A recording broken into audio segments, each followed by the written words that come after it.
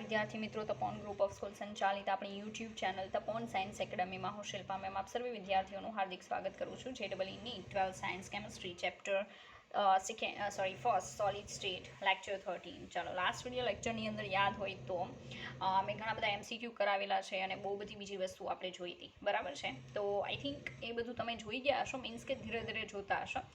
હવે આ વિડીયો લેક્ચરની અંદર આપણે ક્ષતિ જોવાના છીએ. લાઈક તમને બધાને ખબર છે, તમે ગુજરાત બોર્ડમાં જોઈ ગયા કે કેટલા પ્રકારની ક્ષતિઓ નોર્મલી જોવા મળે છે. તો વી હેવ 2 ટાઈપ્સ ઓફ ડિફેક્ટ્સ, બરાબર છે. એક આવશે બિંદુ ક્ષતિ, બીજી આવશે રેખા ક્ષતિ. નોર્મલી આટલી હોય છે.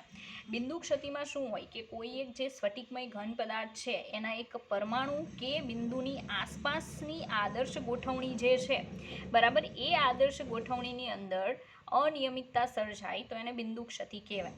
જ્યારે રેખા ક્ષતિની જો વાત કરીએ, બરાબર છે, તો રેખા ક્ષતિમાં આખી જે લાઈન હોય, બરાબર, પરમાણુ કે જે પણ ઘટક કણો છે એની જે આખી લાઈન છે એની આદર્શ ગોઠવણીમાં અનિયમિતતા સર્જાય છે. ઓકે, ચાલો આગળ વધીએ. આપણે નોર્મલી તમારે રેખા ક્ષતિ નહીં પણ બિંદુ ક્ષતિ ઉપર ફોકસ કરવાનું છે, કારણ કે તમારે સિલેબસની અંદર એ છે, રેખા ક્ષતિ નથી. ઓકે, તો બિંદુ ક્ષતિ જે છે એ શું છે આપણે થોડુંક ડીપમાં જોશું. લાઈક પહેલાં તો આપણે એના પાર્ટ જોઈએ. ફર્સ્ટ વન, પહેલા નંબરની જે ક્ષતિ છે બિંદુ ક્ષતિ, બરાબર છે, એ બિંદુ ક્ષતિમાં ફર્સ્ટ નંબરની જે છે એને કહેવાય તત્વયોગમિતીય ક્ષતિ. સેકન્ડ નંબરની છે એને કહેવામાં આવે છે અશુદ્ધિ ક્ષતિ, અને લાસ્ટ વન જે છે એને કહેવામાં આવે છે બિન તત્વયોગમિતીય ક્ષતિ. ઓકે, ચાલો એમાં પણ આપણે પાર્ટ જોશું અને પછી એનું ડીપમાં જોશું. ઓકે, સાંભળો, તત્વયોગમિતીય ક્ષતિ જે છે એમાં નોર્મલી જ્યારે પણ ડિફેક્ટ પ્રોડ્યુસ થાય છે ત્યારે જે પણ પદાર્થ છે એની તત્વયોગમિતિને કોઈ ખલેલ પહોંચતી નથી, બરાબર. કોઈ ડિફેક્ટ પ્રોડ્યુસ નહીં થાય એની તત્વયોગમિતિને. લાઈક નીચે જે આંકડા છે NaCl છે, માનો કે મેં લીધું, બરાબર, ઓર AgCl AgBr કંઈ પણ લઉં છું તો Agની સંખ્યા 1 છે તો એક જ કન્સિડર થશે, Brની સંખ્યા 1 છે તો એક જ કન્સિડર થશે, બરાબર છે. એમાં આમ તેમ થશે નહીં. ઓકે, તત્વયોગમિતીય આ જે ક્ષતિ છે, બરાબર, એમાં એની તત્વયોગમિતિને ખલેલ નહીં પહોંચે. અને સેકન્ડથી કે આ તત્વયોગમિતીય ક્ષતિને બીજા બે નામથી ઓળખવામાં આવે છે. ફર્સ્ટ નેમ ઇઝ આંતર ક્ષતિ અથવા બીજું છે ઉષ્માગતિકીય ક્ષતિ, બરાબર. તો આ બીજા બે નામ છે એના, લાઈક મેં અહીંયા નીચે દર્શાવેલા છે, તમે જોઈ શકો, બરાબર. આંતર અથવા તો ઉષ્માગતિકીય ક્ષતિ, બરાબર છે. ચાલો, ત્યાર પછી બીજી એક બાબત કહી દઉં, ઇમ્પોર્ટન્ટ છે. લાઈક આ તત્વયોગમિતીય ક્ષતિ જે છે એમાં પાછા 4 પ્રકાર પડશે, બરાબર. એ 4 ટાઈપ કહી દઉં. ફર્સ્ટ વન છે એને કહેવાય રિક્ત ક્ષતિ. સેકન્ડ છે એને કહેવાય આંતરાલીય ક્ષતિ. જો સાંભળજો, રિક્ત ક્ષતિ અને આંતરાલીય ક્ષતિ જે છે, બરાબર છે, એ બિન તત્વયોગમિતીય ઘન પદાર્થની બિન આયનીય ઘન પદાર્થમાં જોવા મળે. બિન આયનીય, જેમાં આયન ન હોય, કાં તો પરમાણુ હોઈ શકે ઓર સમટાઈમ્સ મેટલના અણુ, બરાબર છે, એના માટે. જ્યારે ફ્રેન્કલ ક્ષતિ અને શોર્ટકી ક્ષતિ પણ તત્વયોગમિતીય ક્ષતિનો જ પાર્ટ છે, બટ એ આયનીય ઘન પદાર્થોમાં નોર્મલી જોવા મળે છે. રેડી? તો તત્વયોગમિતીય ક્ષતિની અંદર તમારે 4 ટાઈપ જોવાના છે. ફર્સ્ટ વન છે રિક્ત ક્ષતિ, સેકન્ડ છે આંતરાલીય ક્ષતિ, થર્ડ વન છે ફ્રેન્કલ ક્ષતિ અને લાસ્ટ વન છે શોર્ટકી ક્ષતિ. એમાં ફ્રેન્કલ અને શોર્ટકી જે છે એ મોસ્ટ ઇમ્પોર્ટન્ટ ક્ષતિઓના ટાઈપ છે. ઓકે, ચાલો, તો હવે આપણે વધારે ડીપમાં જોશું. લાઈક આ તો તમારે જોવાની નથી, પણ આ જે દેખાય છે ને એ બધું જોવાનું છે. ઓકે, તો આપણે એ જોઈએ. ચાલો, ફર્સ્ટ ઓફ ઓલ આપણે સ્ટાર્ટ કરીશું જે બિન આયનીય ઘન પદાર્થમાં જોવા મળતી ક્ષતિ છે ને એના ઉપરથી, બરાબર. એટલે આપણે કઈ ક્ષતિ જોઈએ છે હું તમને કહી દઉં કે આપણે અત્યારે જોઈએ છે તત્વયોગમિતીય ક્ષતિ. તત્વયોગમિતીય ક્ષતિ. રેડી? તો આ તત્વયોગમિતીય ક્ષતિ જે છે એમાં આપણે ફર્સ્ટ વન જે જોવાના છીએ, બરાબર છે, એ ફર્સ્ટ વન આવશે રિક્ત ઓર ખાલી ક્ષતિ. રિક્ત ક્ષતિ, બરાબર. એને ખાલી ક્ષતિ પણ કહી શકાય. નોર્મલી એમાં કઈ રીતે આવશે તો કેટલીક લેટિસ, એટલે કે આખી જે સ્ફટિક રચના છે, બરાબર, એમાંના કેટલાક લેટિસ સ્થાન ખાલી હોય છે, બરાબર. ત્યારે એ જે ક્ષતિ સર્જાય એને કહેવામાં આવે છે રિક્ત ક્ષતિ, બરાબર. હવે નોર્મલી જ્યારે પણ એ સ્થાન ખાલી થશે ત્યારે ઘનની ઘનતામાં શું થશે? ઘટાડો થશે, કારણ કે બિલકુલ એની અંદર જે પણ ઘટક કણો હતા એ પોતાની જગ્યા છોડીને જતા રહેશે. ઓકે, તો એ રિક્ત ક્ષતિ છે. એમાં ઘનની ઘનતામાં શું થાય? ઘટાડો. હવે નોર્મલી પદાર્થને ગરમ કરવામાં આવે ત્યારે પણ આ જે ક્ષતિ છે એમાં વધારો થતો જોવા મળશે. લાઈક આપણને ખબર છે કે ઘણીવાર પોસિબલ છે કે કોઈ પદાર્થને ગરમ કરો છો તો એના ઘટક કણો છે એ બાષ્પમાં કન્વર્ટ થઈને ઉડી જઈ શકે. બરાબર છે. તો અહીંયા કેટલી બાબત તમારી યાદ રાખવાની છે એ તમને કહી દો. ફર્સ્ટ ઓફ, બિન આયનીય પદાર્થમાં હોય, કેવામાં હોય? બિન આયનીય પદાર્થમાં જોવા મળે. રેડી? જે આયનીય પદાર્થ ન હોય એવો એમાં જોવા મળશે. સેકન્ડ ઇમ્પોર્ટન્ટ થિંગ કે કેટલાક લેટિસ સ્થાનો ખાલી થાય છે. કેટલાક લેટિસ સ્થાનો ખાલી થાય. બરાબર? કેટલાક લેટિસ સ્થાનો જે છે એ ખાલી થઈ જશે, ત્યાં સ્પેસ બની જશે. લાઈક અહીંયા આપણે એક્ઝામ્પલ જોઈએ, માનો કે આ સ્ફટિક લેટિસ છે, તો એમાં તમે જોઈ શકો કે એક લાઈનની અંદર આ રીતે ઘણા બધા પરમાણુ છે, પણ કેટલીક જગ્યાએ તમે ખાલી જગ્યા જોઈ શકો છો. ઓકે, લાઈક અહીંયા અત્યારે જગ્યા પડી, તો આ જે સ્થાન દેખાય છે એ ખાલી સ્થાન છે. ત્યાંથી જે પણ ઘટક પરમાણુ છે એ સ્પેસ છોડીને જતો રહેશે. તો કેટલાક લેટિસ સ્થાનો ખાલી થાય છે. બરાબર છે. એટલે શું થશે કે અહીંયા આ ક્ષતિના કારણે ઘનની ઘનતામાં શું થાય? ઘનની ઘનતા શું થશે? ઘટે છે. સીધી વાત છે. કારણ કે ઘનતા એટલે શું? એકમ કદમાં રહેલું વજન. હવે એકાદું કણ વયું જશે તો એકમ કદમાં વજન શું થશે? ઘટશે. મતલબ ઘનની ઘનતામાં શું થાય? ઘટાડો. બસ આટલી સિમ્પલ વાત છે. આ જે છે એને કઈ ક્ષતિ કહેવામાં આવશે? રિક્ત ક્ષતિ કહેવામાં આવે છે. બરાબર છે. હવે પદાર્થને ગરમ કરશો તો પણ શું થશે? આ ક્ષતિમાં વધારો થાય. પદાર્થને ગરમ કરતા ક્ષતિ વધે છે. ક્ષતિ શું થશે? વધે છે. બરાબર. બસ આટલી સિમ્પલ વસ્તુ છે જે તમારે યાદ રાખવાની છે. કઈ ક્ષતિને લઈને? રિક્ત ક્ષતિને લઈને. બરાબર. ચાલો થોડુંક આપણે ફટાફટ જોઈશું, કારણ કે આ બધું તમે ગુજરાત બોર્ડમાં જોઈ ગયા છો. ચાલો, સેકન્ડ નંબરની ક્ષતિ છે એને કહેવાય આંતરાલીય ક્ષતિ. શું કહેવાય? આંતરાલીય ક્ષતિ. ઓકે, ચાલો. હવે આ ક્ષતિમાં શું થતું હશે? તો કેટલાક ઘટક કણો જે છે, પરમાણુ અથવા અણુ, એ આંતરાલીય સ્થાનમાં જગ્યા મેળવે છે. બરાબર. આંતરાલીય સ્થાનમાં શું કરશે? જગ્યા લેશે, અને સ્ફટિક જે છે, બરાબર, એમાં આંતરાલીય ક્ષતિ સર્જાય છે, અને ઘનની ઘનતામાં શું થાય? વધારો. સિમ્પલ એક એક્ઝામ્પલ આપું. લાઈક માનો કે, સાંભળજો, કે આ જે છે એ માનો કે આખી લાઈન છે, આમાં કોઈ પ્રોબ્લેમ નથી, આ રીતે પરમાણુ ગોઠવાયેલા છે કહેવાનું. પણ કન્ડિશન એવી થશે કે અહીંયાથી માનો કે એક પરમાણુ ખસે છે. હવે ક્યાં વયો જશે? આ જે સ્પેસ પડે ને, બરાબર, એ સ્પેસમાં જશે. તો તમે જોઈ શકો ખાલી જગ્યા થઈ, પણ એ પરમાણુ અહીંયા ટ્રાન્સફર થઈ ગયો છે. બરાબર. એવી જ રીતે ઇનકેસ બની શકે ક્યાંકથી અહીંયા એક પરમાણુ આવી જશે. બરાબર. તો આ કન્ડિશન છે.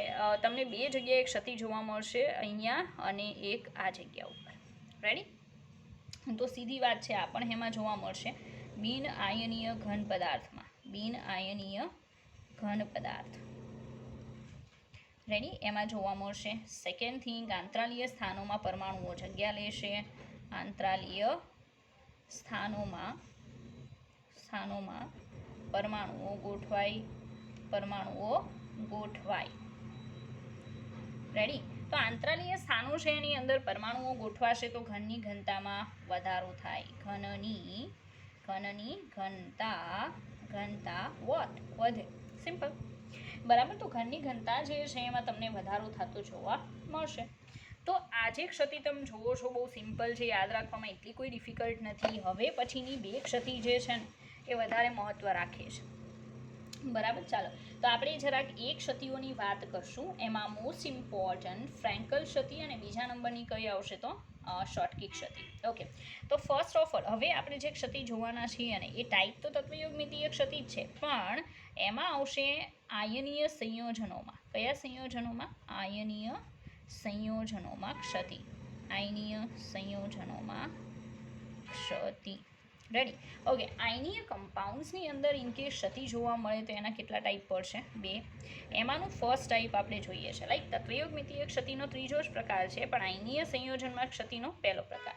એમાં ફર્સ્ટ વન આપણે જોશું ફ્રેન્કલ ક્ષતિ. કઈ જોવાના છીએ? ફ્રેન્કલ ક્ષતિ. રેડી?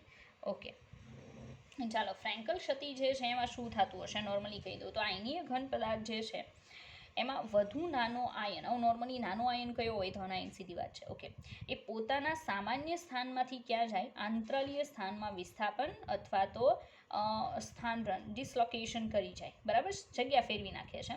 તે રિક્ત ક્ષતિ તેના મૂળ સ્થાને ઉપજાવે છે. મતલબ કાઇન્ડ ઓફ આપણે જે રિક્ત ક્ષતિ જોઈ ગયા હતા ને, બરાબર છે, એ તમને અહીંયા જોવા મળશે કે પોતાની જગ્યા ખાલી કરી અને આંતરાલીય સ્થાનમાં એ જગ્યા લેશે, બરાબર. ધન આયન કારણ કે સાઇઝમાં નાનો છે નોર્મલી, બરાબર. તો અને આ જે નવા સ્થાન છે એને આંતરાલીય ક્ષતિ, મતલબ બંને ટાઈપની ક્ષતિ તમને એકની અંદર જોવા મળશે. ઓકે, આપણે ફર્સ્ટ ઓફ ઓલ એક્ઝામ્પલ આકૃતિથી જોઈએ અને હું આકૃતિમાં જ એક્સપ્લેન કરું, કારણ કે આઈ થિંક તમે બહુ સારી રીતે સમજી ગયા છો. લાઈક આપણી પાસે ઋણાયન છે, મોટી સાઇઝ છે, ધનાયન છે, નાની સાઇઝ છે. ઓકે, આ રીતે નોર્મલી ગોઠવણી થયેલી છે એટલે તમે જોઈ શકો. ઓકે, નેગેટિવ એન્ડ પોઝિટિવ, પાછો નેગેટિવ. તો આ નોર્મલ ગોઠવણી છે, આમાં કોઈ પ્રોબ્લેમ નથી. ઓકે, પછી પોઝિટિવ, નેગેટિવ, દેન પાછો positive, negative. Okay, positive, negative, positive, negative, as it is positive. But હવે હું દર્શાવું ને તો અહીંયા જગ્યા ખાલી રાખું છું. Okay, minus, then positive, negative, positive, negative, positive and negative, as it is positive, negative, positive, negative, positive. Okay, negative, positive, negative and then positive. Okay, ચાલો. તો અહીંયા તમે જોઈ શકો, અહીંયા પોઝિટિવ આયન ગાયબ છે, તો કોઈ એક જગ્યાએ એને આપણે ગોઠવવો પડશે. લાઈક અહીંયા નેગેટિવ છે, અહીંયા પોઝિટિવ આવશે. ઓકે, હવે અહીંયા હું પોઝિટિવ ગોઠવું છું, જે અહીંયાથી ખાલી થયો છે ને એ આ જગ્યાને ભરે છે, બરાબર. અહીંયા શું હશે? પોઝિટિવ હશે, અહીંયા નેગેટિવ હશે. Okay, as it is.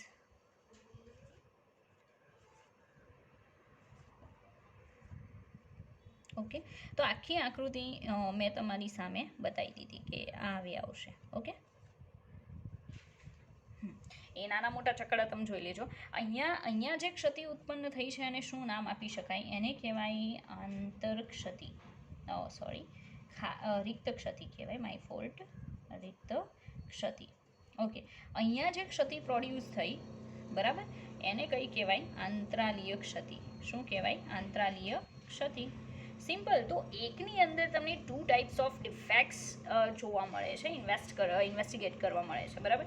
તો અહીંયા કેવું છે કે આયનીય સંયોજનની અંદર આ જે ફ્રેન્કલ ક્ષતિ છે એમાં શું થાય કે ધનાયન જે સાઇઝમાં નાનો છે એ શું કરશે? કોઈ જગ્યાએ આંતરાલીય સ્થાનમાં ભરાઈ જશે ને એની જગ્યા ખાલી થશે. બસ આટલું સિમ્પલ છે, નથિંગ એલ્સ. ઓકે, હવે ફ્રેન્કલ ક્ષતિ જે છે એનું બીજું નામ છે વિસ્થાપનીય ક્ષતિ. શું કામ?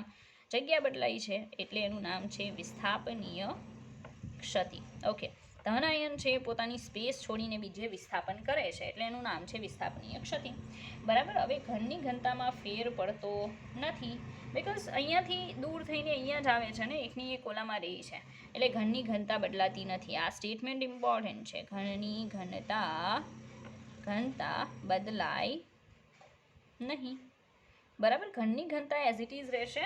There is no any kind of change in density. Okay, ડેન્સિટીમાં કોઈ પણ પ્રકારનો ચેન્જ આવતો નથી. ઓકે, ફ્રેન્કલ ક્ષતિ એવા આયનીય ઘન પદાર્થ દર્શાવે છે કે જેમાં આયનોના કદ વચ્ચે ઘણો મોટો ડિફરન્સ હોય. મીન્સ કે ધનાયન અને ઋણ આયનના કદ વચ્ચે,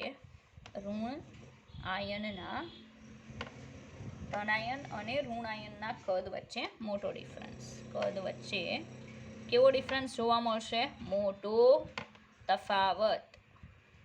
જ્યારે આવું હોય ને ત્યારે અને ત્યારે જ તમને આ ટાઈપની વિસ્થાપનીય ઓર ફ્રેન્કલ ક્ષતિ જે છે ઓબ્ઝર્વ કરવા મળી શકે in surgeon types of ionic compounds. Okay, surgeon types of ionic compounds જે છે એના એક્ઝામ્પલની અંદર કયા લઈ શકો? યાદ રાખજો, એક્ઝામ્પલમાં ઝિંક સલ્ફાઇડ ચાલી શકે, બીજું મેં કીધું હતું AgCl છે, ધેન AgBr છે.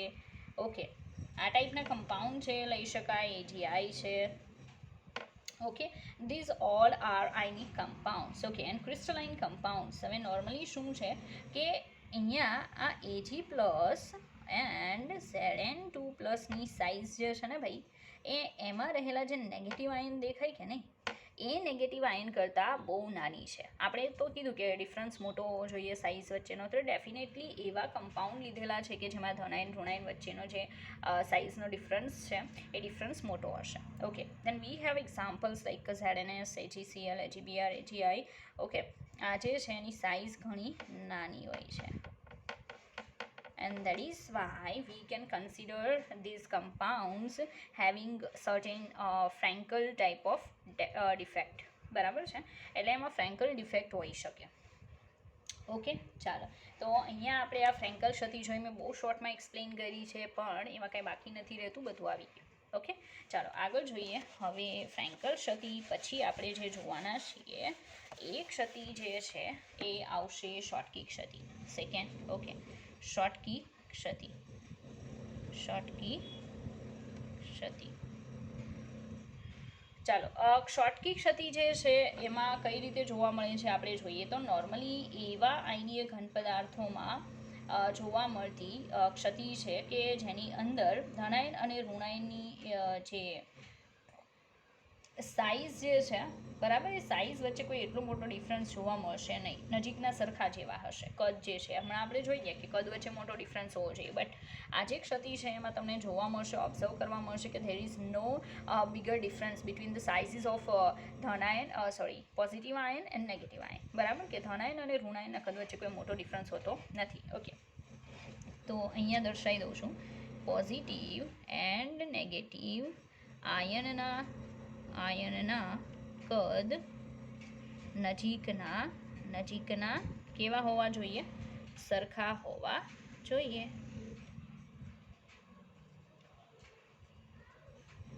ઓકે, એ મીન્સ કે નજીકના સરખા જેવી સાઇઝીસ હશે. બરાબર છે. હવે એક પ્રકારની ઘન પદાર્થોમાં જે રિક્ત ક્ષતિ જોવા મળે એ ટાઈપની આમાં જોવા મળશે.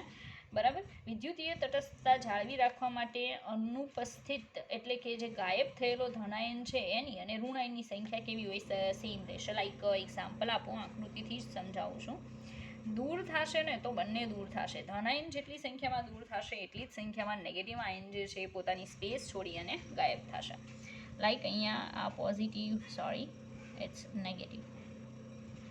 This one is positive, negative, then positive, negative, positive and negative and positive. બરાબર, ફર્સ્ટ લાઈન તો એઝ ઇટ ઇઝ બતાવી છે, જે પણ પરમાણુઓ છે એની જગ્યા જ્યાં પણ છે એઝ ઇટ ઇઝ છે. ઓકે, આગળ જોઈએ. લાઈક અહીંયા પોઝિટિવ છે, negative, positive, negative, positive, negative, positive and negative. આ પણ એમ નામ બતાવ્યું છે, પણ હવે હું ચેન્જ કરીશ. લાઈક અહીંયાથી પોઝિટિવ ગાયબ કરું છું. Okay, negative, then positive, negative and then positive. હવે બીજી લાઈન જે છે એમાં ડેફિનેટલી આપણે શું કરશું કે એક નેગેટિવ કેન્સલ આઉટ કરશું. ઓકે, પોઝિટિવ, અહીંયા પણ પોઝિટિવ. ઓકે, નેગેટિવ ગાયબ કરેલો છે, negative. Okay, negative, then positive. Okay, negative, positive. Okay, now તમે જોઈ શકો લાઈક અહીંયાથી પોઝિટિવ કેન્સલ આઉટ કરું છું. ઓકે, સાઇઝીસ ઇનકેસ એવું બની શકે થોડીક આમ તેમ થાય, but please try to understand. આપણે આકૃતિ જે છે તો મેં પહેલાં પણ તમને એક્સપ્લેન કર્યું. Negative, positive. ઓકે, નેગેટિવ આવશે, દેન હિયર પોઝિટિવ, નેગેટિવ. હવે અહીંયાથી એક પોઝિટિવ ગાયબ કરું છું. ઓકે, તો તમે જોઈ શકો છો કે જેટલી સંખ્યામાં ધનાયન દૂર થશે એટલી જ સંખ્યામાં ઋણાયન દૂર થશે અને કમ્પ્લીટલી દૂર થશે.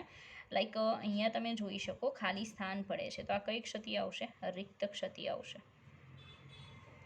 બરાબર, આ જે છે એને રિક્ત ક્ષતિ તરીકે ઓળખવામાં આવે છે. ખાલી સ્પેસ પડે છે એ કમ્પ્લીટલી દૂર જ થઈ જશે. આખો જે સ્ફટિક છે એમાંથી જે પણ પોઝિટિવ ઓર નેગેટિવ આયન જે પણ દૂર થાય છે ટોટલી દૂર થઈ જશે. ઓકે, તો એને રિક્ત ક્ષતિ તરીકે તમે ઓળખાવી શકો. બટ એક વાત છે કે દૂર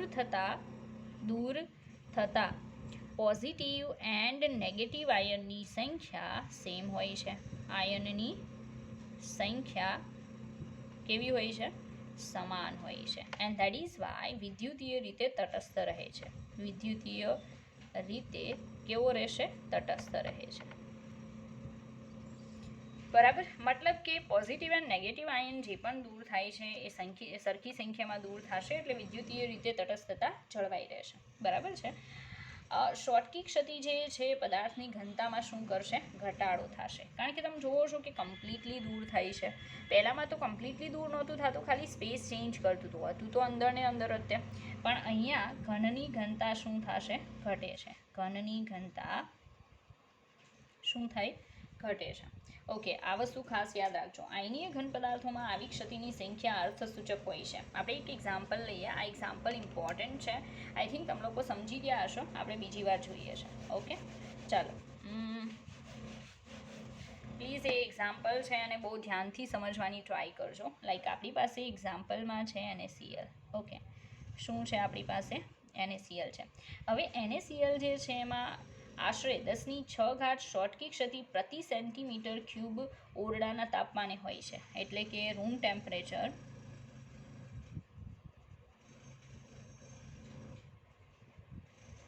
રૂમ ટેમ્પરેચરે પ્રતિ સેન્ટીમીટર ક્યુબે 10⁶ ડિફેક્ટ પર સેન્ટીમીટર ક્યુબે હોય છે. 1 સેન્ટીમીટર ક્યુબ દીઠ 10⁶ ક્ષતિ હોય છે. હવે સાંભળજો પ્રોપર કે જે સમજાવું છું એ. રેડી? આટલી શું હોય છે? શોટકી ક્ષતિ. એમાં હોય છે? NaClમાં હોય છે. ઓકે, હવે સમજો.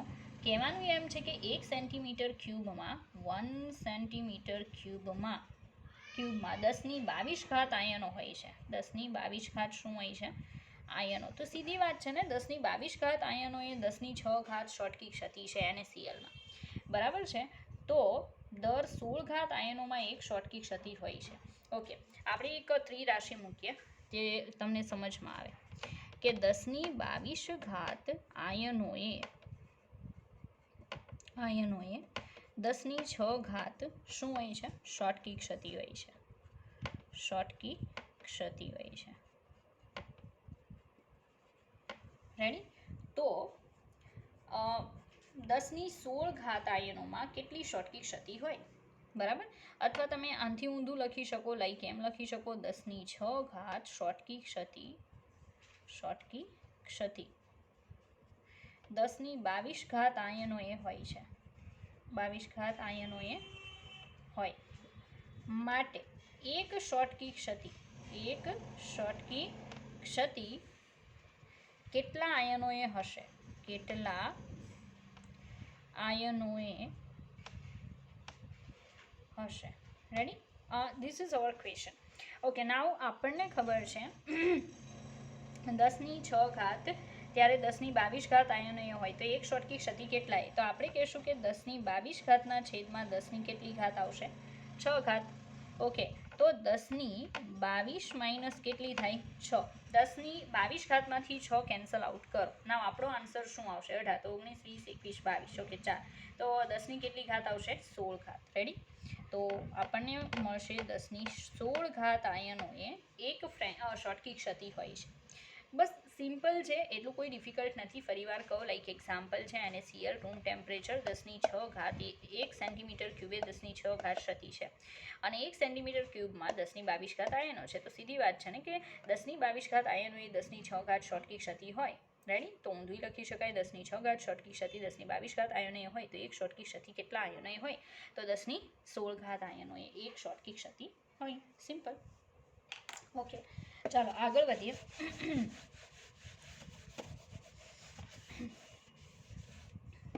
ચાલો, નાવ નેક્સ્ટ એક્ઝામ્પલ. ધનાયન અને ઋણાયનના કદ સરખાવીએ તો મેં કહી દીધું. આપણે એક્ઝામ્પલ જોશું કે કયા આયનીય કમ્પાઉન્ડમાં આ ટાઈપની ક્ષતિ હોઈ શકે. તો આપણી પાસે છે NaCl, સેકન્ડથી KCl, સીઝિયમ ક્લોરાઇડ અને AgBr. Ready? AgBr. Ready? AgBr બંને પ્રકારની ક્ષતિ ધરાવે છે.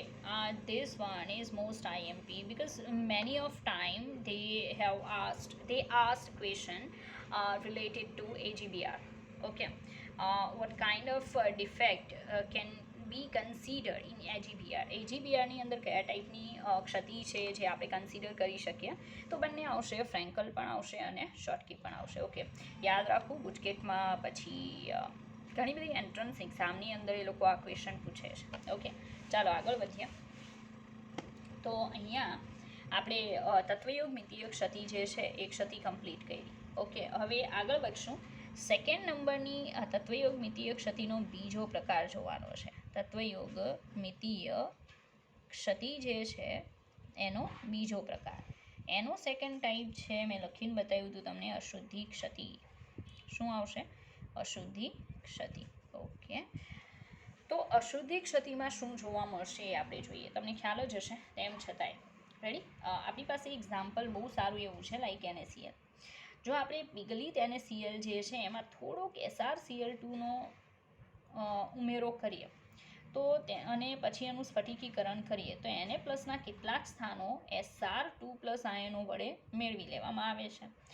દરેક Sr+2 બે Na+ આયનને ફેરબદલી કરે. સીધી વાત છે ને કે Na+ ઉપર 1+1 ચાર્જ છે, Sr+2માં +2 ચાર્જ છે, ધેન ડેફિનેટલી એક Sr+2ને અંદર નાખવા માટે કેટલા Na+ દૂર કરવા પડે? 2, તો જ +2 ચાર્જ થાય. બરાબર? તો જ વિદ્યુતીય તટસ્થતા જળવાય. રેડી? અને એક સ્થાન છે એને Sr+2 ભરશે અને એક સ્થાન શું રહેશે? ખાલી રહેશે. બરાબર? તો Sr+2 આયનોની સંખ્યા જેટલા જ સામા શું ઉત્પન્ન થશે? ખાલી સ્થાનો ઉત્પન્ન થાય, રિક્ત ક્ષતિ સર્જાશે. બરાબર? બસ this type of defect is known as અશુદ્ધિ ક્ષતિ. બરાબર? Impurity defect. ઓકે, એક્ઝામ્પલ અહીંયા દર્શાવું છું એટલે તમને ખ્યાલ આવશે. લાઈક અહીંયા તમે જોઈ શકો, આપણે ખબર છે કે Na+, હું ડાયરેક્ટ લખું છું, રાઉન્ડમાં મેળ નહીં પડે. Na+Cl-, than Cl-. રેડી? તો NaClની પિગલિત અવસ્થામાં અહીંયા માનો કે Sr2+ આવે છે. ઓકે, Sr+2 અહીંયા as it is Cl-, then પાછું Na+. Okay, Na+, Cl-, Na+, Cl-. Ready? હવે એક Na+ની જગ્યા ખાલી પડશે. લાઈક અહીંયા હું સ્પેસ છોડું છું. ઓકે, આ જગ્યા ખાલી પડી કારણ કે કેટલા Na+ને દૂર થવું પડે? 2. એક તો આ જગ્યા લઈ લેશે Sr+2 છે Na+ની, બીજી એક જગ્યા ખાલી પડશે. Okay, Na+, Cl-, Na+. Okay, now you can better understand with the help of diagram. Okay, આપણે આકૃતિની મદદથી વધારે સમજી શકીએ કે તમે અહીંયા જોઈ શકો છો કે પહેલાં તો પિગલિત અવસ્થા હોય અને Clની કઈ અવસ્થા? પિગલિત અવસ્થા. એમાં થોડુંક શું નાખવાનું? SrCl2. જો આને લઈને પણ આઈ થિંક એક સમ પૂછાય છે. બરાબર છે? પણ અત્યારે એની એને શું કહેવાય કે રકમ મારી પાસે છે નહીં, પણ આપણે જોશું. બરાબર? SrCl2ને અંદર નાખશો તો આપણે તો ધન આયનથી મતલબ છે, Sr2+ છે તો કેટલા આમાં Na+ જોઈ જશે? 2 Na+ જોઈ જાય ને. એક Na+ તો કમ્પ્લીટલી દૂર થઈને એની જગ્યાએ કોણ ગોઠવાઈ જાય? Sr+2. પણ એક Na+ છે દૂર થાય છે, એની જગ્યા ખાલી રહેશે. તો સીધી વાત છે કે જેટલા Sr2+ છે એ ઉમેરાય તેટલા જ ખાલી શું રચાશે? સ્થાનો રચાય. બરાબર? એટલા જ સીધા આમાં શું રચાશે? ખાલી સ્થાનો જે છે એ ખાલી સ્થાનો અહીંયા રચાશે. બસ સિમ્પલ. ઓકે, તો આ ટાઈપની જે ક્ષતિ છે એ બીજી તમને એમાં જોવા મળશે. તો ઉદાહરણ તરીકે તમે લઈ શકો, આજે આપણે લીધું છે એની જગ્યાએ સેકન્ડ એક્ઝામ્પલ લઈ શકો, AgCl. બરાબર? એમાં તમારે શું નાખવાનું છે? CdCl2, કેડમિયમ ક્લોરાઇડ નાખવાનું છે. બરાબર? તો સીધી વાત છે કે અહીંયા Cd2+ છે. બરાબર? એને કોની જગ્યા લેવાની છે? અહીંયા Ag+ની. તો 2 Ag+ દૂર થશે. બરાબર? ત્યારે એક Cd+2 જગ્યા લેશે અને એક રિક્ત સ્થાન બનશે. તો આજે છે ને ઇમ્પ્યુરિટી ડિફેક્ટ તરીકે ઓળખાવી શકાય. કારણ કે AgCl જે છે સિલ્વર ક્લોરાઇડ, એમાં અશુદ્ધિ તરીકે કોણ હશે? CdCl2. નાનો એવો જથ્થો હોય એટલે એને ઇમ્પ્યુરિટી ગણાવી શકાય. તમે મેટલ એક્સટ્રેક્શનવાળા લેશનમાં જોઈ ગયા છો. ઓકે, તો આ સેકન્ડ ઇમ્પોર્ટન્ટ ટાઈપ હતું તત્વયોગમિતીય ક્ષતિનું. બરાબર? હવે આપણે આગળ જોઈએ બિન તત્વયોગમિતીય ક્ષતિ. આ પણ ઇમ્પોર્ટન્ટ છે, આને લઈને પણ ક્વેશ્ચન પૂછાય છે. બરાબર? તો થર્ડ ટાઈપ જે છે એ આવશે બિન તત્વયોગમિતીય ક્ષતિ.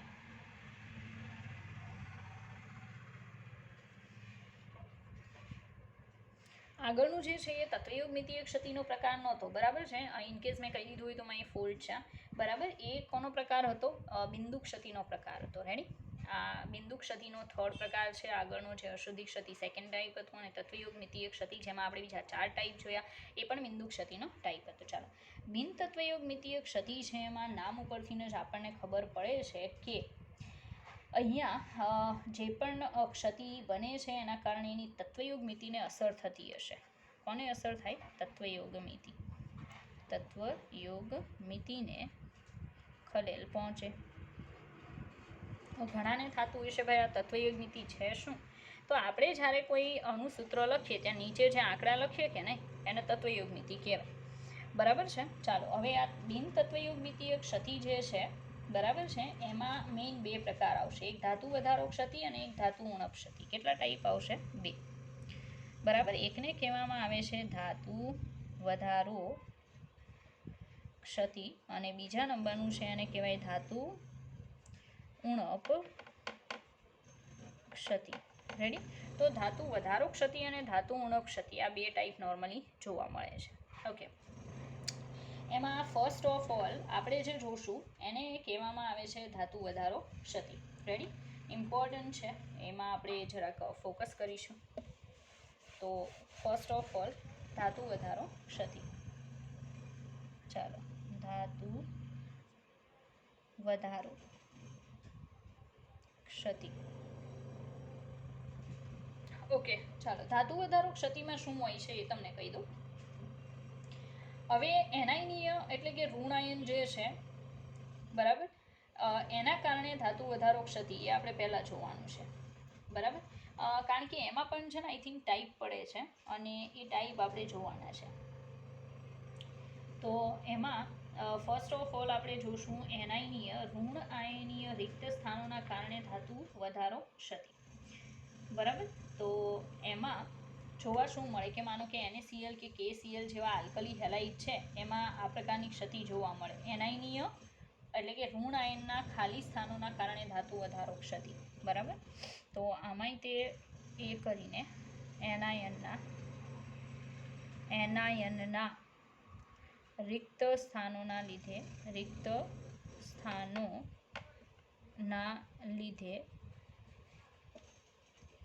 ધાતુ વધારો ક્ષતિ. હવે આજે છે એનાયનના રિક્ત સ્થાનોના લીધે ધાતુ વધારો ક્ષતિ એના એક્ઝામ્પલમાં કયા લઈ શકાય? લાઈક NaCl લઈ શકો એન્ડ KCl લઈ શકો, બરાબર છે. હવે એવા આલ્કલી હેલાઇડમાં આ પ્રકારની ક્ષતિ જોવા મળે. એમાં પ્રોપર સાંભળજો. સોડિયમ ક્લોરાઇડના સ્ફટિકને આપણે સોડિયમના બાષ્પના વાતાવરણમાં ગરમ કરવામાં આવે. પ્રોપર એક્ઝામ્પલ આપું. માનો કે આ જે છે એમાં મેં શું કર્યું કે NaCl લીધું, બરાબર. સેકન્ડ થિંગ પ્રોપર સાંભળજો. NaCl જે છે એના સ્ફટિકને સોડિયમની બાષ્પના વાતાવરણમાં, NaCl શું લેવાનું છે? સ્ફટિક. એને કોની બાષ્પમાં વાતાવરણમાં? સોડિયમની. આ સોડિયમ ગેસ લેવાનો છે, બરાબર છે. એ સોડિયમ ગેસની શું છે? બાષ્પ છે. એટલે સોડિયમ જે છે એની બાષ્પ છે. એના એટમોસ્ફિયરની અંદર NaCl જે છે સોલિડ, બરાબર, એને શું કરવાનું છે? આને ગરમ કરવાનું છે. હવે ગરમ કરશો તો કન્ડિશન શું થાય એ સાંભળજો, પ્રોપર સાંભળજો. ગરમ કરવામાં આવે ત્યારે સોડિયમ પરમાણુ સ્ફટિકની સપાટી પર જમા થાય છે અને Cl- આયન છે, બરાબર છે, એ Cl- આયનની સપાટીમાં પ્રસરણ પામે છે અને Na પરમાણુ સાથે સંયોજાય છે અને NaCl આપે છે. ઓકે, હવે કન્ડિશન શું થશે એ સાંભળો કે કહેવાનું એમ છે કે આ જે સોડિયમ પરમાણુ છે, બરાબર છે, એ સોડિયમ પરમાણુ સ્ફટિકની સપાટી ઉપર જમા થશે, બરાબર, અને Cl- સ્ફટિકની સપાટીમાં પ્રસરણ પામે છે અને Na પરમાણુ સાથે સંયોજાય છે અને NaCl આપે. સીધી વાત છે, સાંભળજો. પ્રોપર શું છે એ કહું છું કે એનાયનના રિક્ત સ્થાનોના લીધે ધાતુ વધારો ક્ષતિ, બરાબર. ધાતુ વધારો ક્ષતિનું નામ પડે ને તો સીધી વાત છે એમ ખ્યાલ આવવો જોઈએ કે જે પણ આપણી પાસે સ્ફટિક હશે એમાં મેટલની સંખ્યામાં શું થતો હશે? વધારો થતો હશે. ભાઈ આવું કઈ રીતે પોસિબલ બની શકે? How can it be possible? બરાબર. તો એનું આપણે ઉદાહરણ જોઈએ. લાઈક જુઓ ભાઈ, આ મારી પાસે છે ને સ્ફટિક છે NaCl, બરાબર.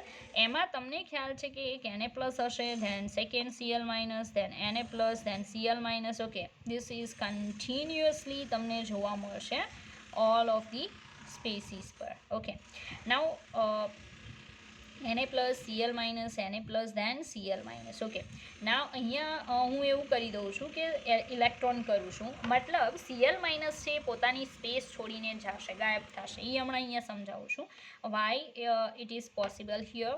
બરાબર છે. તો અહીંયા સોરી Na પ્લસ આવશે, માય ફોલ્ટ છે. Cl minus, Na plus, then Cl minus. Okay, now અહીંયા જે કરેલો છે ને એ ઇલેક્ટ્રોન છે, not Cl minus. Okay, it's electron. Okay, હવે કન્ડિશન શું થાય કે અહીંયા જે આપણે સોડિયમની બાષ્પ રાખેલી છે, બરાબર છે, એ સોડિયમની બાષ્પ જે છે એ આ NaClની સપાટી ઉપર કયા ફોર્મમાં આવી જાય તો એક ઇલેક્ટ્રોન ગુમાવે. સોડિયમ એક ઇલેક્ટ્રોન ગુમાવી આ NaClનો જે સ્ફટિક હોય એની સપાટી ઉપર કયા ફોર્મમાં જોડાય? Na plus. એટલે અંદરથી એક Cl માઇનસ છે આની સાથે જોડાઈને શું બનાવી નાખે? NaCl. તો હવે Clની જગ્યા આમાં ખાલી થઈ કે નહીં, એ જગ્યા આવડું આ ઇલેક્ટ્રોન લઈ લે. બરાબર. અને એના કારણે તમે જોઈ શકો કે અંદર Cl માઇનસની જે સંખ્યા હતી ને એની સંખ્યા એક ઘટી, એની સામે ધાતુની સંખ્યા એક શું થઈ ગઈ? વધી. એટલે આનું નામ છે એના રિક્ત સ્થાનોના લીધે ધાતુ વધારો ક્ષતિ. એક Cl માઇનસ 12નો સોડિયમ ખેંચીને શું બનાવી નાખે? NaCl બનાવે છે. ઓકે, એના કારણે અંદર એક સ્પેસ ખાલી પડે જ્યાં શું હોય છે? ઇલેક્ટ્રોન હોય છે. વિદ્યુતીય તટસ્થતા એઝ ઇટ ઇઝ છે બિકોઝ Cl માઇનસની જગ્યા ઇલેક્ટ્રોન લે છે and it has also negative charge and that's why it's totally electronically neutral compound. બરાબર છે. વિદ્યુતીય રીતે તટસ્થતા જળવાશે પણ Cl માઇનસ 12 આવશે એટલે અંદર ધાતુની સંખ્યા એક વધી જશે, એટલે એને કહેવાય ધાતુ વધારો ક્ષતિ. બસ આટલું સિમ્પલ છે, આમાં કોઈ લોજિક બીજું કંઈ છે નહીં. ઓકે, ચાલો હવે ઇલેક્ટ્રોનના લીધે બને છે છૂટો પડતો ઇલેક્ટ્રોન સ્ફટિકમાં પ્રસરે છે અને એનાયનીય સ્થાન રોકી લે છે. સિમ્પલ. સ્ફટિકમાં સોડિયમનો વધારો થાય છે. અયુગ્મિત ઇલેક્ટ્રોન દ્વારા રોકાયેલા એનાયનીય સ્થાનોને F કેન્દ્ર કહેવાય. આજે અહીંયા દર્શાવ્યો છે ને ઇલેક્ટ્રોન, આનું નામ શું આવશે? આને શું કહેવાય? F કેન્દ્ર કહેવાય. શું કહેવાય? F કેન્દ્ર. આ પણ યાદ રાખજો. બરાબર છે. જે જર્મન શબ્દ છે ને રંગીન કેન્દ્ર માટે F કેન્દ્ર એટલે શું થાય? રંગીન કેન્દ્ર. બરાબર. F કેન્દ્રને શું કહેવાય? રંગીન કહેવામાં આવે છે. NaClના સ્ફટિકને પીળો રંગ આપે છે. આના કારણે શું થશે? NaCl જે સફેદ કલરનું હોય કે નહીં, મીઠું, બરાબર છે, એનો કલર કેવો થઈ જશે? પીળા કલરનું થઈ જશે. સ્ફટિકને તેના પર પડતા દ્રશ્ય પ્રકાશમાંથી ઉર્જા શોષે છે ત્યારે ઉત્તેજિત. એટલે મીન્સ કે શું થશે કે સ્ફટિકમાં ઇલેક્ટ્રોન છે ફ્રી છે, એનર્જી એબ્ઝોર્બ કરશે, બરાબર, દ્રશ્ય વિભાગમાંથી, અને એ એનર્જી એબ્ઝોર્બ કરી અને સંક્રાંતિ કરી કૂદકો લગાવશે ત્યારે ડેફિનેટલી આપણને કોઈ ચોક્કસ રંગ જોવા મળે. બરાબર. તો અહીંયા દર્શાવું છું કે આ જે ઇલેક્ટ્રોન છે એ દ્રશ્ય વિભાગમાંથી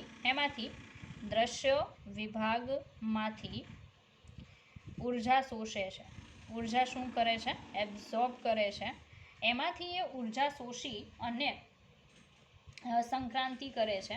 બરાબર. સંક્રાંતિ દર્શાવે છે. હવે આપણને ખ્યાલ છે કે જ્યારે પણ ઇલેક્ટ્રોન આવી રીતે સંક્રાંતિ દર્શાવે ત્યારે ડેફિનેટલી કલર ચેન્જ જોવા મળે, મતલબ કોઈને કોઈ પર્ટિક્યુલર કલર જે છે એ સબસ્ટન્સને મળે છે.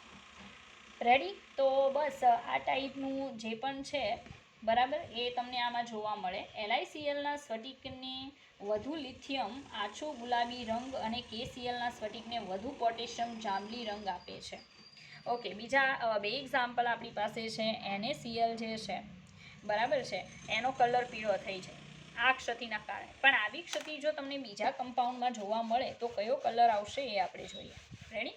ચાલો, લાઈક માનો કે LiClનો સ્ફટિક છે સોલિડ, બરાબર, એને તમે લિથિયમ ગેસના વાતાવરણમાં રાખો, સેમ ક્ષતિ જોવા મળશે અને એનો કલર જે છે કેવો થઈ જશે? આછો ગુલાબી. રેડી? આ જ રીતે KClનો સ્ફટિક છે એને તમે પોટેશિયમ ગેસ છે એના એટમોસ્ફિયરમાં રાખો, કલર કેવો થઈ જશે? જાંબલી. રેડી? તો આ તમારે ખાસ યાદ રાખવાનું છે, પ્લીઝ ભૂલવું નહીં, બિકોઝ ઇટ્સ ઇમ્પોર્ટન્ટ. ઓકે, આને લઈને એ લોકો MCQ પૂછી શકે. ચાલો, સેકન્ડ નંબર મીન્સ કે આપણે જે ધાતુ વધારો ક્ષતિ જોઈએ છે એમાં ફર્સ્ટ વન આવશે એનાયનના કારણે ધાતુ વધારો ક્ષતિ, અને સેકન્ડ નંબરનું છે એ આવશે કેટાયનના કારણે, એટલે કે જે ધન આયન છે ને, બરાબર, ધાતુ ઉણપ જે આંતરાલીય સ્થાનો પરના વધારાના ધન આયનને કારણે હોય છે, એટલે ધન આયનના લીધે ધાતુ વધારો ક્ષતિ. ધન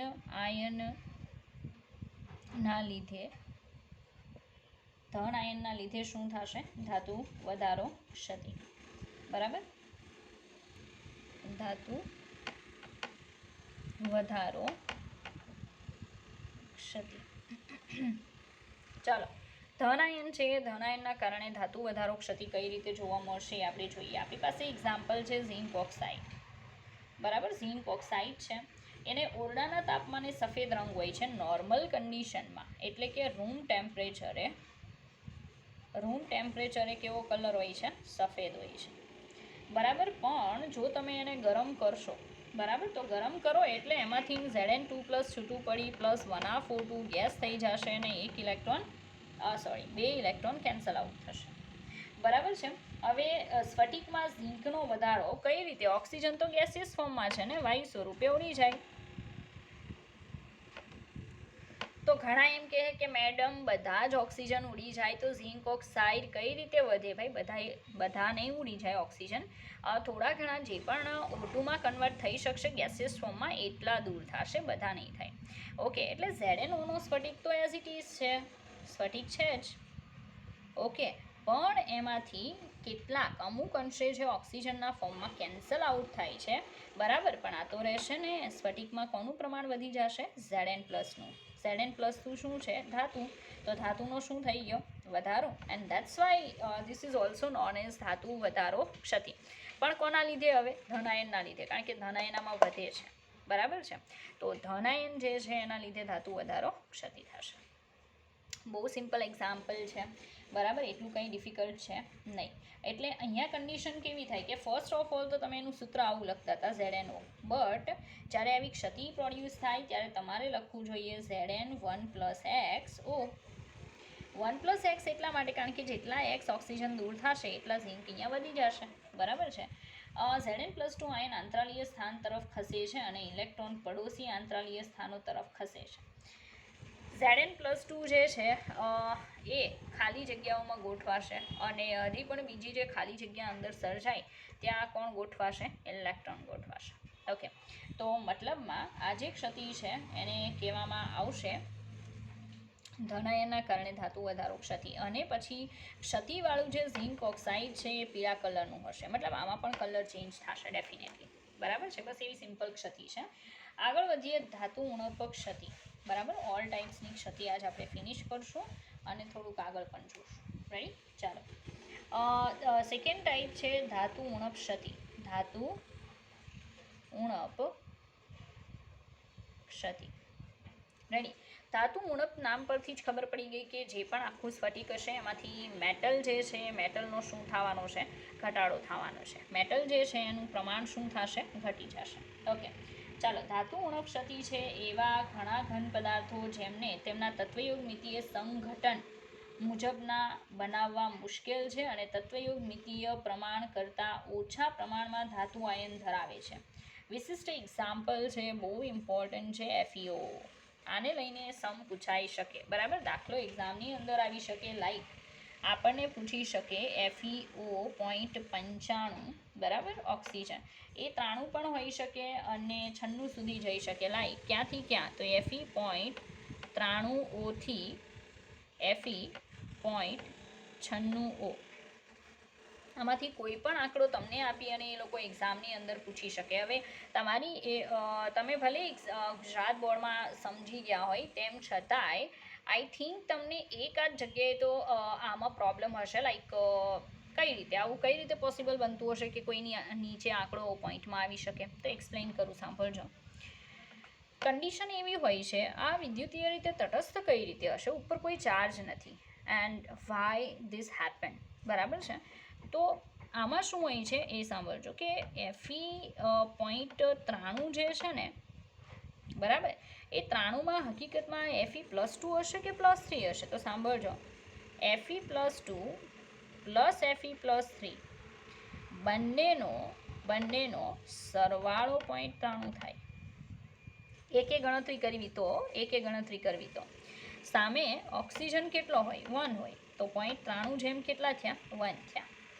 તો શું થતું હોય કે Fe+2 જે છે એની જે સંખ્યા છે એમાં થોડાક શું આવી જતા હોય એની સાથે? Fe+3. એટલે આના કારણે આની સંખ્યા Fe+2ની સંખ્યા 0.93 હોય તો ડેફિનેટલી આ જે છે એનો -2 ચાર્જ છે, જેને આ પહોંચી શકે નહીં, તો ઉપર કોઈ ચાર્જ આવે. પણ શું કામ નથી આવતો? કારણ કે થોડાક અંદર શું હોય છે? Fe+3. એટલે આના જે ચાર્જ ઘટે છે ને કોણ કમ્પ્લીટ કરતું હોય? Fe+3 કમ્પ્લીટ કરતું હોય. એટલે એ વિદ્યુતીય રીતે કેવું છે? તટસ્થ છે. કોઈ વિદ્યુતીય ચાર્જ છે ઉપર જોવા મળશે નહીં, બિલકુલ નહીં જોવા મળે. Okay, nice. ચાલો આગળ વધીએ.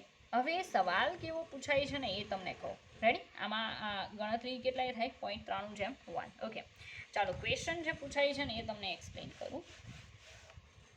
સવાલ આવો પૂછાશે કે Fe.93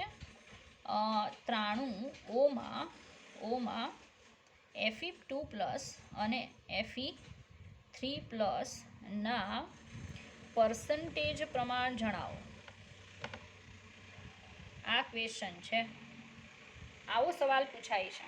I think many of time મેં તમને આજે છે ને એ કરાવેલો છે, બટ હું તમને ફટાફટ પાછું એકવાર રિવાઇઝ કરી દઉં છું કે કઈ રીતે આવું જોવા મળે છે. ઓકે, now ચાલો, હવે મેં હમણાં સમજાયું કે Fe2+ પ્લસ Fe3+ બંનેનો સરવાળો કેટલો થાય? 0.93 થાય, બરાબર છે. તો સાંભળજો, આને હું x ધારી લઉં તો આને મારે શું ધારવું પડે? 0.93 - x ધારવું પડે. કારણ કે Fe+2 છે એ x હોય, તો Fe+3 છે એ 0.93 - શું હોય? x હોય, કારણ કે બંનેનો સરવાળો એટલો થાય છે. ઓકે, હવે આપણને ખબર છે કે Fe2+ પ્લસ Fe3+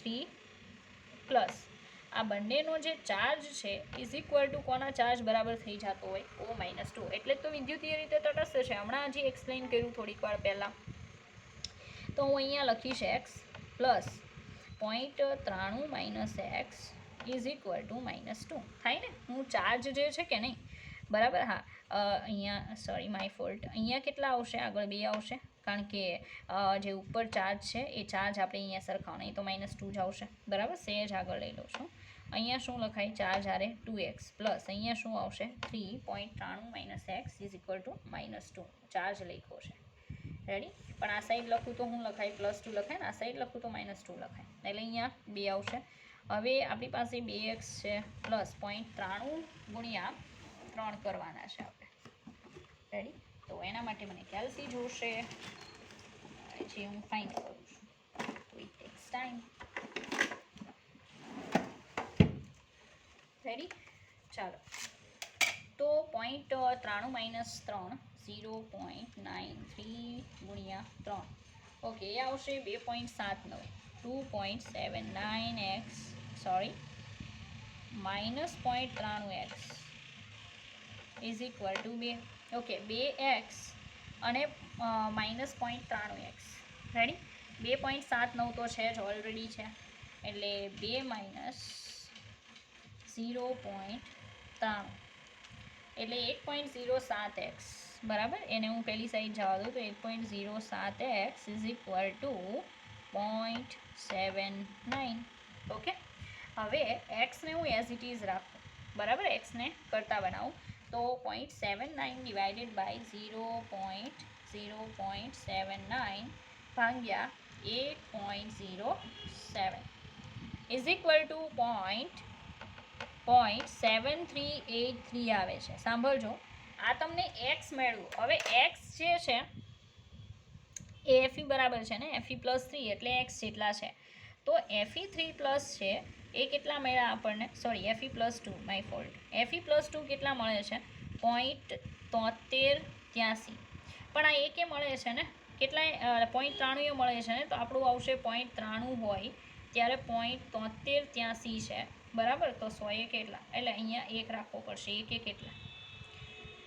બરાબર, તો આપણને 100% મળશે, નકર 100 ના મળે, તમારો જવાબ ખોટો પડે. 0.7383 ડિવાઇડેડ બાય 0.93. આન્સર આવશે 0.7938. બરાબર, કેટલો આવશે? 0.7938. રેડી? એટલે Fe+2 જે છે ને એનું પ્રમાણ છે 0.79. એને મલ્ટીપ્લાય 100 કરો ને એટલે 100% મળે, એટલે 79% આન્સર આવે. તો Fe+3 કેટલા હશે? બરાબર, તો એ 100 - 79 કરી નાખો, એટલા હશે. બરાબર, તો 100 - હું 79 કરું, બરાબર, તો 21% જેટલા હોય. કેટલા હશે? 21%. રેડી? તો આ ટાઈપનો સમ જે છે એ પૂછાઈ શકે. ચલો હવે આગળ છે ને આવો બીજો પણ એક કરાવી દો ફટાફટ, એટલે આપણી ક્ષતિ બધી અહીંયા ફિનિશ. લાઈક Fe.95 છે, આમાં આપણે કોનું Fe2+ અને Fe3+ ટકા શોધવાના છે. તો ફર્સ્ટ ઓફ ઓલ Fe+2x અને આ જે છે 0.95 - કેટલા આવશે? x. તો હું અહીંયા લખીશ 2x + 3.95 - x = 2. Okay, 2x plus 0.95 × 3 કરવાના, 0.95 × 3 એટલે આવશે 2.85. 2.85 - 3x = 2. રેડી? તો આ જે છે એમાં -x વધે, આ સાઈડ -x વધે. રેડી? અને આ 2.85 છે, એક્સને હું ઓલી સાઈડ જવા દઉં એટલે કેટલા વધશે? 0.85 x બરાબર આવે. રેડી? એટલે હું એમ કહીશ કે Fe2+ જે છે, બરાબર, એ મને કેટલા મળે છે? 0.85 મળે છે.